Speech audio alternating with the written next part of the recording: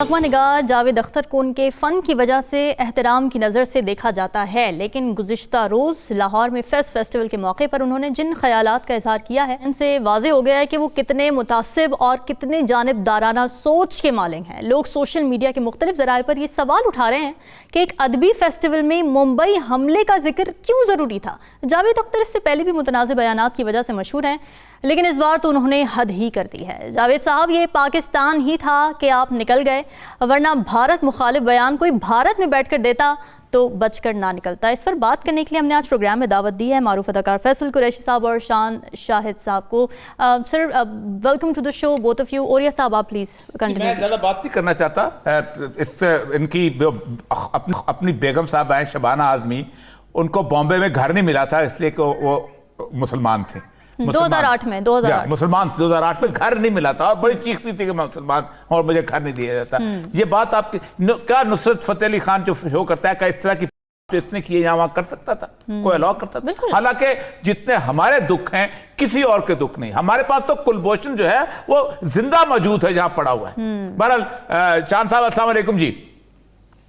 वालेकुम अस्सलाम। ओलिया साहब, बहुत खुशी होती है जब भी आपसे गुफ्तगू होती है, बहुत इल्म मिलता है, सीखने को मिलता है। बस अनफॉर्चुनेटली ऐसे इवेंट्स पे हमें बात करनी पड़ती है। जी हाँ जी हाँ। तो बड़े और ये सब जैसा कि आप जानते हैं मेरा खुद राइटर घराने से ताल्लुक है। मैं एक्टर जरूर हूँ, लेकिन मेरी जो नजरें हैं वो कल्चरल सरहद पे जरूर लगी रहती हैं। और जब भी कोई आके यहाँ पाकिस्तान में ऐसी अल्फाज गर्दी करता है, जैसे मेरे ख्याल में अल्फाज गर्दी जो है वो दहशत गर्दी से बड़ा होना चाहिए। बिकॉज एक आइडियोलॉजी आप एक मुल्क में फैला के जाते हैं जिसका नुकसान ज्यादा होता है। तो मेरे ख्याल में सबसे पहले तो मैं ये कहूँगा कि इनको पहले अपने गिरबान में झांकना चाहिए कि अगर मुसलमान कहलाते हैं तो इनको कश्मीर के जो मुसलमान हैं उनके ऊपर देखना चाहिए, कुछ लिखना चाहिए, कोई नज़्म लिखनी चाहिए। शायर तो आज़ाद होता है इन सारी गुलामियों से, तो ये कौन से, मेरे ख्याल में ये फिल्मी गीत लिखने वाले शायर ही हैं, इसलिए इनको गुलामी के तौक पहन कर ये लिखते हैं। तो इनको जिन कातिलों का पता है उनको तो पहले तस्वीर किरदार तक पहुँचाएं, इससे पहले कि ये तलाश में निकल पड़े कि दुनिया की सियासत क्या है और पॉलिटिक्स क्या है। हम तो अभी अपने जख्म दिखा ही नहीं रहे। हमने तो आपको गुडविल जेस्चर में आपके पकड़े हुए लोग भी आपको वापस किए कि नहीं यार हम अमन चाहते हैं, हम इस खित्ते में अमन चाहते हैं। लेकिन अगर इनको इस बात की समझ नहीं आ रही और ये इस तरह उकसाते रहेंगे, क्योंकि मैंने बहुत पहले देख लिया था कि फैज फेस्टिवल में इनकी तस्वीर लगी हुई थी, तो मुझे कोई, मैं इस तरह का कोई फंडो नहीं कि मैं आर्ट और इन सब चीजों को समझता हूँ। मैं खुद एक आर्टिस्ट हूँ, मैं एक आर्टिस्ट घराने में पैदा हुआ हूँ। मैं कोई अगर वतन के इश्क को यहाँ पे फंडो कहा जाता है तो मैं वो हूँ।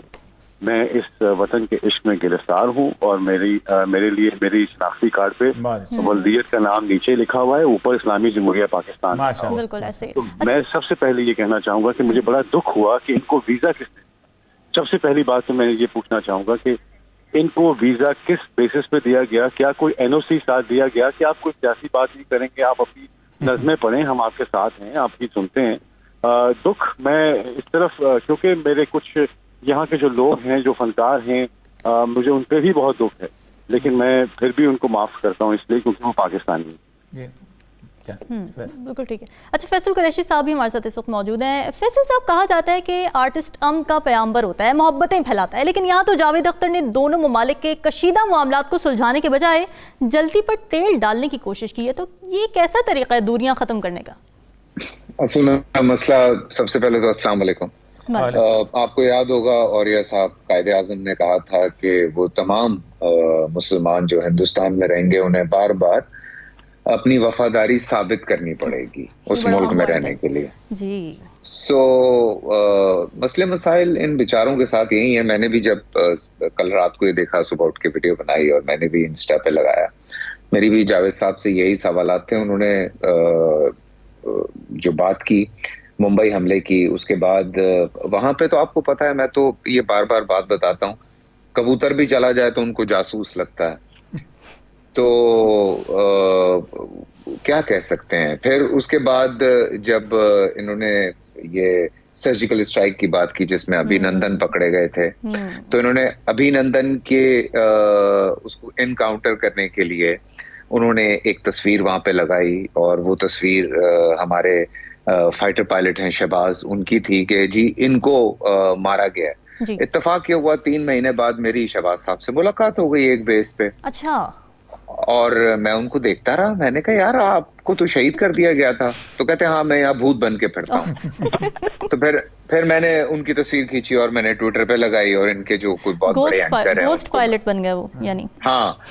तो इस तरह की असल में देखिए ये लोग ना बहुत ये फिल्मी दुनिया में रहने वाले लोग हैं। इस पे भी हम ना मूवी बनाते हैं, ये बड़ा अच्छा एक आइडिया मिल गया गोस्ट पायलट पे। हाँ हम क्या बनाएंगे वो पहले बना देते हैं, और वो इस तरह की फिल्म बना देते हैं कि आप सोच भी नहीं सकते। पर वो मिशन मजनू किस्म की मूवी। हाँ, तो दुख भी होता है, तकलीफ भी होती है, बिकॉज वो सारा कुछ कहने के बाद फिर एक रात वहां पे आफ्टर पार्टी थी जहां पे तमाम लोग मौजूद थे, पैरों में ऐसे मौजूद थे जावेद साहब के कि वो शायद उनको उठा के वहां से ले जाएंगे और हिंदुस्तान में काम शुरू करवा देंगे। जो कुछ हमारे वो अदाकार जो हिंदुस्तान में थे उनके साथ वहां पे हुआ, जिस तरह से उनको निकाला गया। और फिर जावेद साहब ने ये भी कहा कि हमने नुसरत को बुलाया, मेहदी हसन साहब को बुलाया, आपने लता जी को नहीं बुलाया। ये मेरी बात पूरी होने दें। लता जी खुद नहीं जाती थी, उनको मैं वीडियो जरूर भेजूंगा जावेद साहब को, जिसमें मैडम नूरजहां लता जी के घर में खाने बना रही हैं। फिर उसके बाद हमारे यहाँ जगजीत साहब आते रहे हैं, हमारे पास सोनू निगम आए, हमारे पास और बहुत सारे फनकार आए। जी जी। तो ये फनकारों का और गुलकारों का इसमें कोई मसला नहीं है।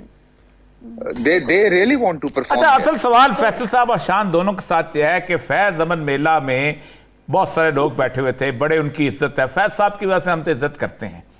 क्या उस वक्त किसी शख्स का की इस वतन के साथ मोहब्बत नहीं जागी? उनके लोग बैठे हुए थे सारे, तालियां बजा के हंसते रहे। बिल्कुल वाली साहब, मैं आपके साथ हूँ इस बात में। ये अथॉरिटीज को जरूर देखना चाहिए कि ये जो इन्वाइट करते हैं, क्या ये कोई NOC जारी करते हैं कि आपने कोई पोलिटिकल बात नहीं करी। अगर ये नहीं कर सकते, अगर ये बोझ नहीं उठा सकते किसी का, तो इनको चाहिए कि ये आवाम के जो जज्बात हैं मजरू ना हो। वो इस तरफ हम नहीं चाहते कि हम इस तरफ पोएट्स और लोगों को, हम वैसे नहीं है जैसे ये हैं। तो मैं नहीं चाहता कि हम चाहते हैं कि आप आएँ अपनी बात करें, लेकिन ये बात जरूरी नहीं कि आप इस तरह करें। दूसरी बात ये कि इनको वहाँ पे एक भी, क्या ये कोई फैशन है कि पाकिस्तान को डिस्क्रिमिनेट करना या इसकी इज्जत ना करना या इसके खिलाफ जो बोले उसको रोकना, क्या ये कोई फैशन है? क्या ये हम एक कौन से एवोल्यूशन या रेवोल्यूशन या हम चल रहे हैं? ये कौन सी एवोल्यूशन है, ये कौन सी लिबरेशन है कि जिसमें आप अपने बड़ों की बात पे आप में हिम्मत नहीं है कि आप उनके सामने बात कर सकें? तो क्या मैं अगर वहां पे होता तो मैं तो जरूर उनको उनके अल्फाज के गिरेबान से जरूर पकड़ता और जरूर ये कहता है इनको कि आपको मेरे मुल्क में ये बात करने की हिम्मत नहीं होनी चाहिए, क्योंकि आप एक अमन के सफीर बन के आए हैं और उसकी आड़ में आप वो मत कीजिए जो आप प्रोपेगेंडा लेके आए हैं। बिकॉज प्रोपेगेंडा हमें भी करना आता है, लेकिन हम करते नहीं। जितनी फिल्में इंडिया बलूचिस्तान पे बना रहा है, जितनी फिल्में ये लोग इनकी जो इंसर्जेंसी जो ये कर रहे हैं, उसके अलावा मीडिया भी इनका कंट्रोल है। अनफॉर्चुनेटली हमारे कल्चरल बॉर्डर्स बिल्कुल खुले पड़े हैं, हमारे वहाँ पे कोई किसी का ध्यान नहीं है, चाहे वो Z5 हो या कोई और प्लेटफॉर्म हो जहाँ पे धूप की दीवार जैसी फिल्में बन रही हो और उसमें ये बताया जाए कि इंडियन शहीद का बेटा और पाकिस्तानी शहीद का इंडियन शहीद का बेटा और पाकिस्तानी शहीद की बेटी की लव स्टोरी के ऊपर ये फिल्में बना रहे हैं। तो ये किसने देखना है? ये सब कुछ हमने नहीं देखना। अगर हमारी जो सियासत है या रियासत है, अगर वो बिजी है किसी काम में, तो ये एज ए पाकिस्तानी मेरा अथॉरिटी है कि मैं अपनी कल्चरल बॉर्डर्स को देखूं और उसमें देखूं कि मेरी जो फ्यूचर जनरेशन हैं वो उनको किस माइंड सेट पे कन्वर्ट किया जा रहा है। कौन सी चीज ऐसी है जो आप देखिए, कन्वेंशनल वॉरफेयर में तो आपको दुश्मन नजर आ जाता है, लेकिन unconventional warfare first generation warfare है। शान साहब यही सवाल लेके मैं जरा फैसल कुरैशी साहब की तरफ भी जाना चाहूंगी। फैसल साहब, वहाँ पर कोई एक भी शख्स ऐसा नहीं था जो कि कंडेम करता है इस बात को? अदील हाशमी साहब भी वहीं पे बैठे हुए थे, उनके साथ वो मॉडरेट कर रहे थे, उनके भी कोई ऐसे अल्फाज ना निकल सके जिससे कंडेम किया जा सके इस तरह की स्टेटमेंट्स को? हाँ, वैसे वाकई मुझे भी समझ में नहीं आया कि चले ठीक है मेहमान है, लेकिन आप तरीके से आप बात कर सकते हैं, आप उनको समझा सकते हैं कि सर अगर ये आप जो बात कर रहे हैं अजमल कसाब की, हमारे पास भी ऐसे बहुत सारे केसेस हैं। मतलब हम तो बार बार बता रहे हैं आपको और हम तो शवाहिद आपको पेश कर रहे हैं, हमारे पास सबूत मौजूद हैं। आपके पास तो सबूत भी नहीं है माँ सिवाय इसके कि एक किसी सहाफी ने जाके अजमल कसाब का घर पाकिस्तान में दिखाया।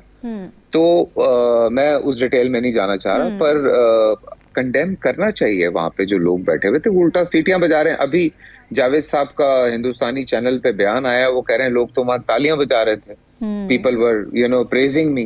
तो वही वाली बात है कि बस मैं आपकी बात थोड़ी सी काटूंगा, उसमें मैं यही जरूर कहना चाहूंगा कि फैज फेस्टिवल में बेफैज लोग आए हुए